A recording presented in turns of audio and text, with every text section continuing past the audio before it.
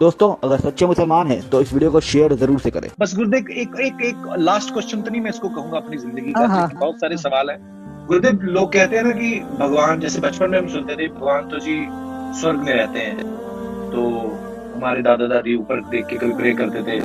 कोई कहता है मंदिर में रहते हैं, कोई कहता है व्रत रखो तो भगवान मिलते हैं।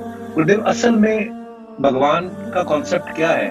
कुछ लोग कहते हैं नेचर है वही भगवान है, पर सच क्या है गुरुदेव? ईश्वर प्रेम है, वो तुम्हारे दिल में बसा हुआ है। भगवान तुम्हारे दिल में है, प्रेम ही ईश्वर है। और वैसे तुम देखोगे तो पूरे प्रकृति में ईश्वर ही है। आपने बहुत अहम सवाल किया और एक बेहतरीन सवाल किया, और इस सवाल के जरिए कुछ लोगों के दिमाग में जो गलतफहमी वो भी इंशाल्लाह दूर हो जाएंगी, और आपके साथ जो गलतफहमी वो भी इंशाल्लाह दूर हो जाएंगी।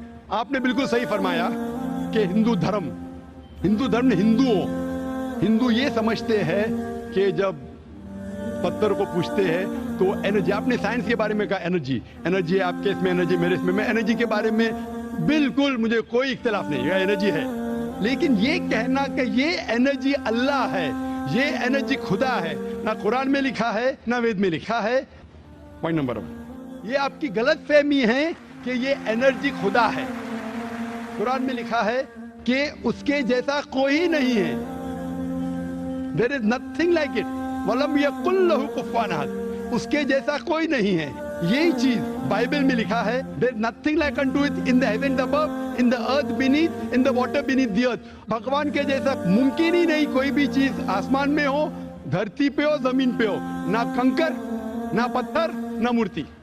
वो ही लिखा है वेद में, न तस्य प्रतिमा अस्ति, उस भगवान का कोई अक्स नहीं, कोई पेंटिंग नहीं, कोई फोटोग्राफ नहीं, कोई मूर्ति नहीं। तो ये लिखा है धार्मिक किताबों में, लेकिन धर्म के मानने वाले अपनी आसानी के लिए तब्दील कर रहे हैं।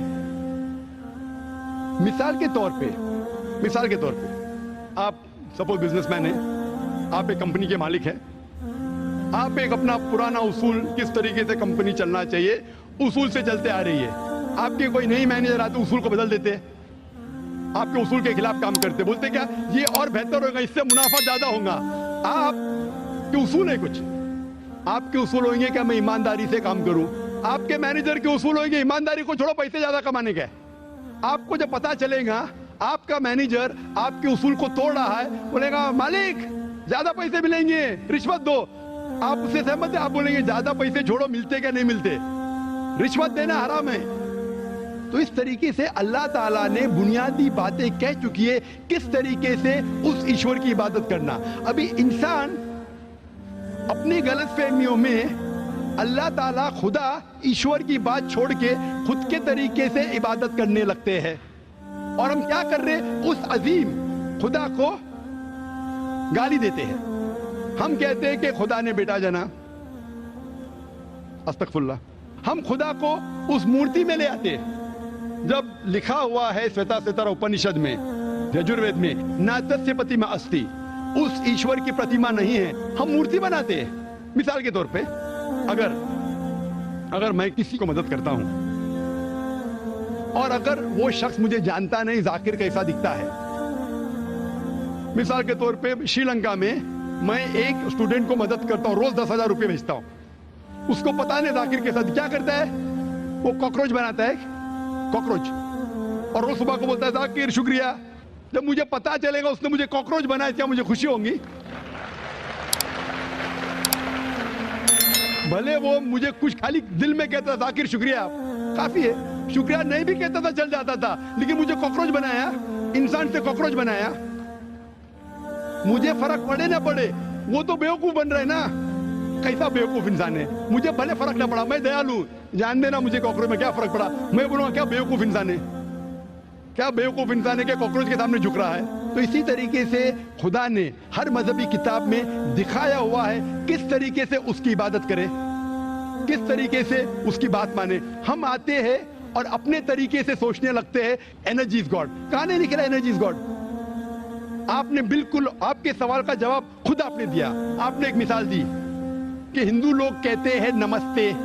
नमस्ते का लफ्ज किधर से आता है आपको शायद पता होगा। नमस्ते आता है इदम नममे से। इदम नममे मतलब मैं आपके सामने झुकता हूं, मैं आपकी इबादत करता हूं, बराबर। इदम नम में आप कहना चाहते मैं आपके अंदर ईश्वर की इबादत करता हूं। मिसाल के तौर पे वो आदमी चोर है, वो गलत काम कर रहा है, बलात्कार कर रहा है, आप उसको ईश्वर बोलेंगे? आप ईश्वर को इतना घटिया समझ गए? वो बलात्कार करने वाला इंसान को बोलते हैं आप ईश्वर है। इससे भाईचारगी बढ़ेगी नहीं घटेगी। वो बलात्कार करने वाले को, वो चोर को, वो डाकू को मैं ईश्वर मान रहा हूं, उसके सामने झुक रहा हूं। अल्लाह को क्यों गाली दे रहे, ईश्वर को क्यों गाली दे रहे, खुदा को क्यों गाली दे रहे? इस्लाम में, इस्लाम की भी आपने मिसाल दी, इस्लाम में हम कहते हैं अस्सलामु अलैकुम। अल्लाह ताला से फरमाते इस इंसान पे सलामती दे। चाहे वो अच्छा इंसान है तो भी सलामती देने की बात अच्छी है, चाहे वो चोर या डाकू हो। मैं बोलूंगा अस्सलामु अलैकुम, मैं कह रहा हूं या अल्लाह, या रब, या खुदा, या ईश्वर, या भगवान, इस डाकू पे रहमत फरमा। कुछ बुरी बात है ना? मैं अल्लाह को गाली दे रहा हूं, उसके लिए दुआ दे रहा हूं कि तू गलत काम छोड़ और सही रास्ते पे आ। अगर मैं उसको खुदा मानूंगा तो खुश हो जाएगा, वो और चोरी करेगा, वो और बलात्कार करेगा। कोई भी धर्म में ही नहीं सिखाता। ये धर्म के मानने वाले अपनी खुद की इजाद करते हैं, इसे कहते हैं इनोवेशन, बिदात। जिस तरीके से खुदा ने सिखाया है कि उसकी इबादत करें, उसी तरीके से हमें करना चाहिए। तब्दीली लाएंगे। हम समझ रहे हैं कि भाईचारा बढ़ेगा, भाईचारा नहीं बढ़ेगा, भाईचारा घटेगा। लेकिन अगर मैं आपसे कहूंगा अवतार सिंह अस्सलामु अलैकुम, मैं अल्लाह से दुआ करता हूं कि आप पे सलामती हो, आप पे अमन हो, आप मुझे बोलो, इससे भाईचारा ज्यादा बढ़ेगा या कहने से भाई मैं आपको ईश्वर मानता हूं और फिर आपकी बात नहीं मानूं मैं?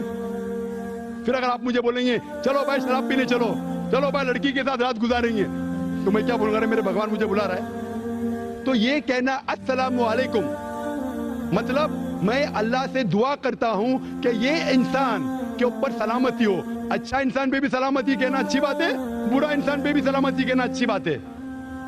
तो इस तरीके से इस्लाम में जो ग्रीटिंग है उससे किसी को नुकसान नहीं होता है, ना it is hypocrisy, it is the best way of भाईचारा। और कुरान में कहा गया है सूरह निसा में, सूरह नंबर 4 आयत नंबर 86 में 86, वो इज़ा हुई तुम, मतलब अगर कोई आपको सलाम देता है तो आप उससे अच्छा सलाम दो, कम से कम उस जैसा, क्योंकि अल्लाह ताला हिसाब रखता है। मतलब अगर आप अस्सलाम वालेकुम कहेंगे, मुझे कहना चाहिए वालेकुम अस्सलाम व रहमतुल्लाह।